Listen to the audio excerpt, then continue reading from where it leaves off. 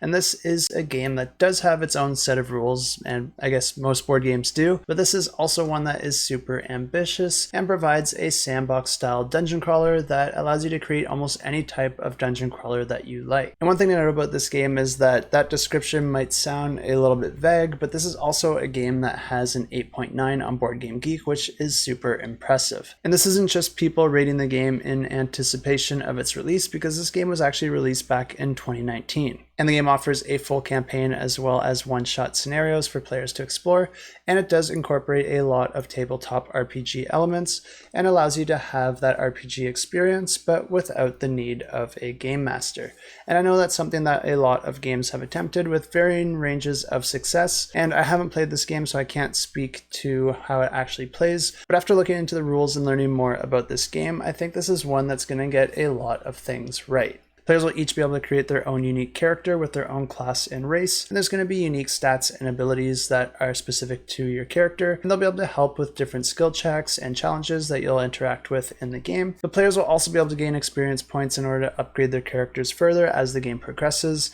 and you'll be able to do different things like equip loot, armor, and weapons in order to augment your character even more, and even grant them new abilities that could change throughout a campaign. And in a nutshell, the way that this game plays is that players will be able to move around on a main map, and when you do that, you'll be able to visit different locations and then dive into those locations to visit things like different taverns and shops and interact with different characters, or run into different situations that players will have to deal with. And depending on the player's decisions, you might have to perform different skill checks that have different rewards or penalties depending on the results. But through these events and dialogue, there'll be all sorts of quests for players to discover, and whenever that happens, you're going to move over to the campaign booklet, and then you're going to pull up the page associated with that quest. And this is going to provide a little bit of a narrative, outline the scenario that players are engaging with. It's going to tell you your goal, your map setup, and the win and loss scenario, and also an estimate of how long it will take, so players can have a good idea of if they're able to fit it into their night. And players will be piecing together that scenario with the different maps and tokens that the scenario describes.